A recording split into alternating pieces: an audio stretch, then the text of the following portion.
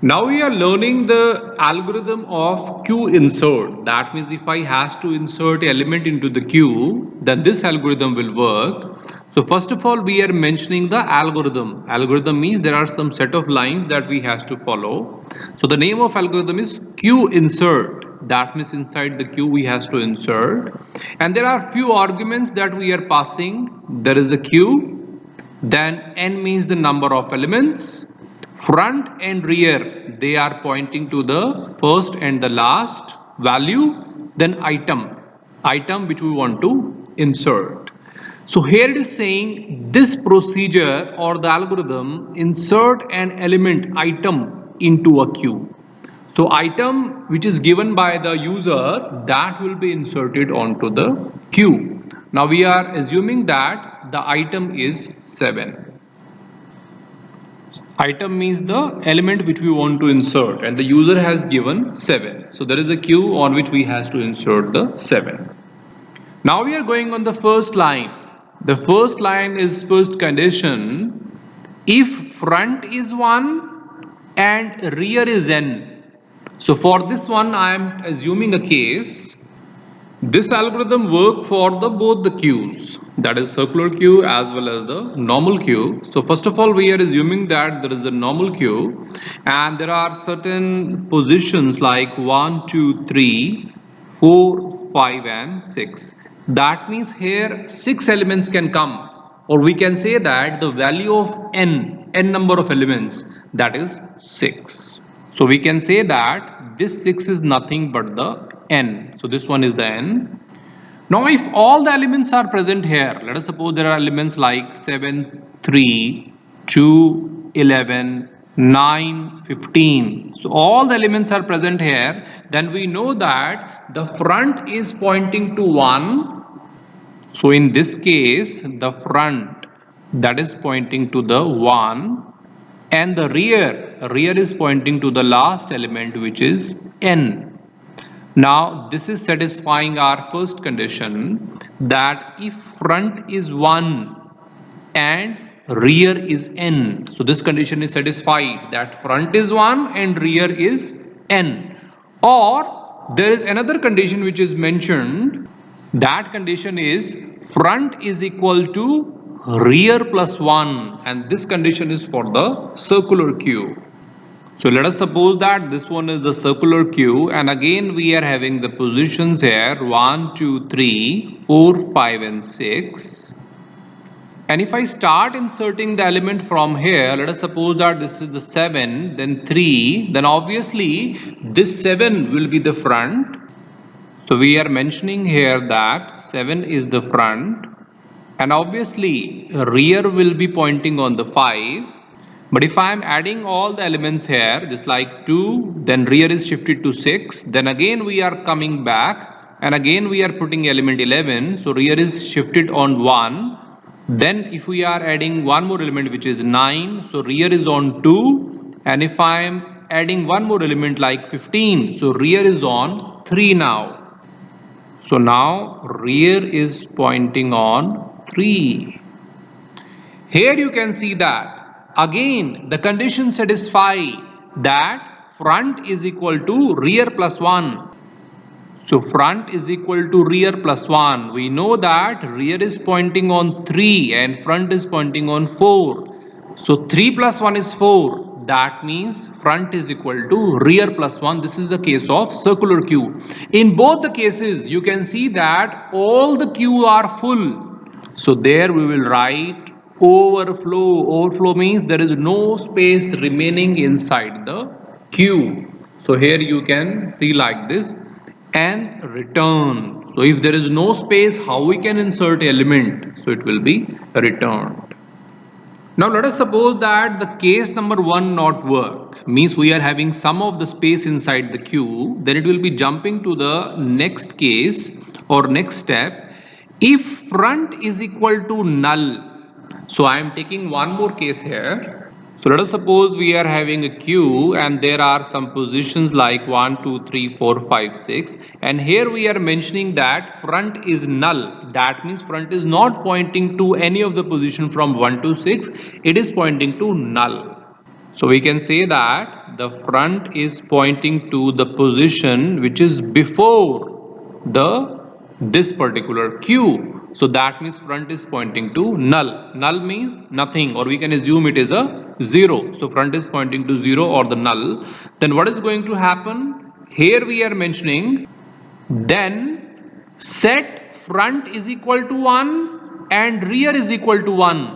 So in that case, we know that whenever we will insert the element 7, so where we will insert the element 7, obviously this is the space where we are going to insert the element, and this is the first position, and whenever the element will be inserted on the first position, then front and rear both will be pointing to the first position. So that's why it is mentioning here front is 1, rear is 1. So the front will be shifted to 1, and also the rear will be coming here, and rear will also be pointing to the 1, because head and tail of the Q is only 1, because there is only one element. Now we are taking the next case, which is else if rear is equal to n. So when we are coming to this step, we have crossed the step number 1. That means this complete Q is not full, because front and rear both are not on 1 and n.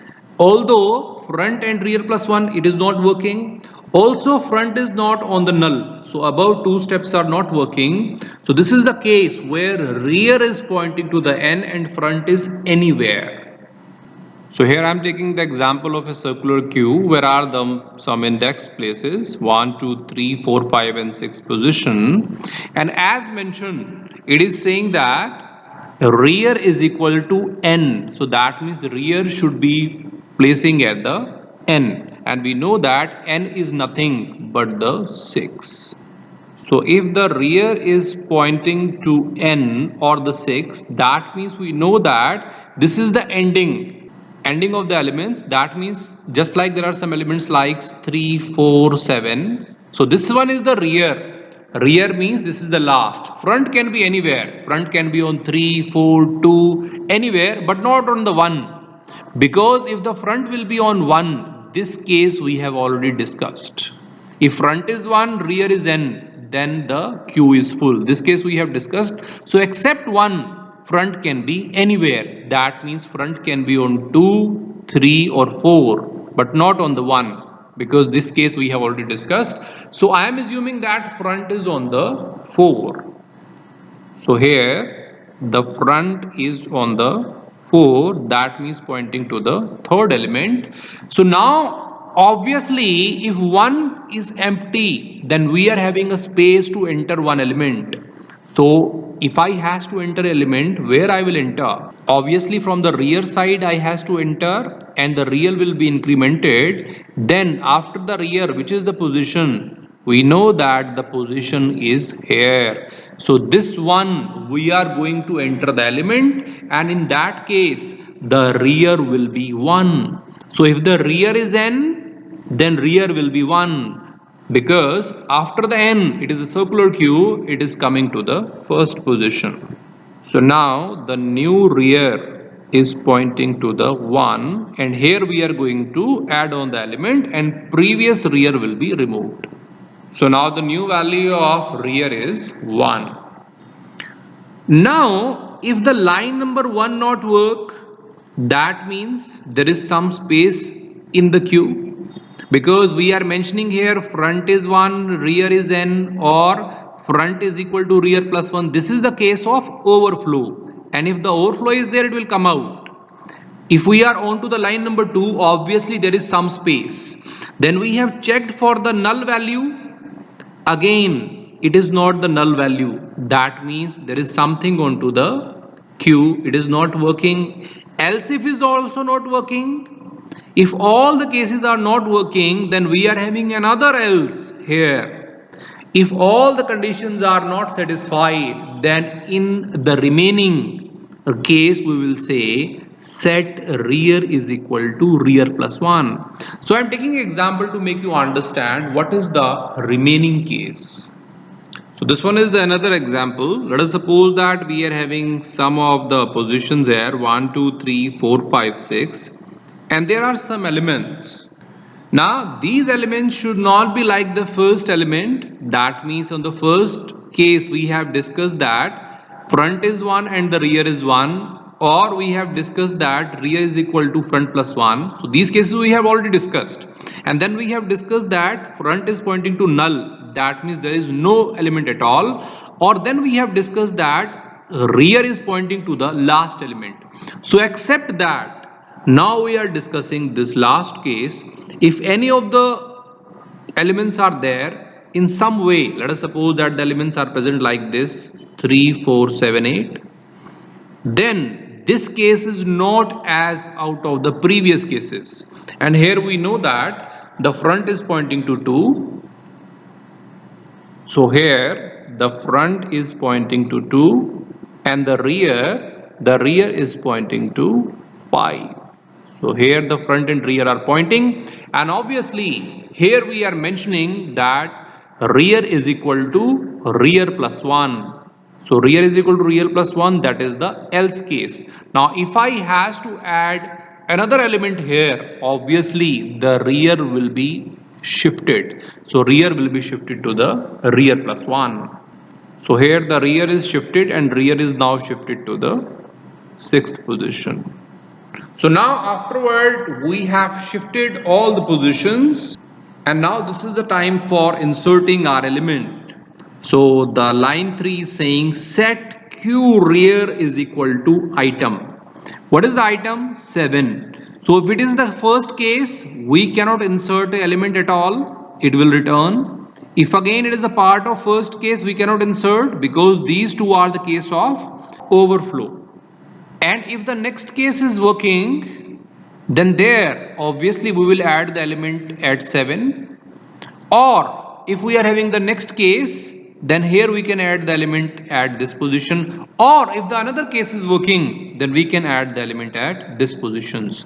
So these three cases, one will run at a time. And if the first case is there, then obviously that is the case of overflow.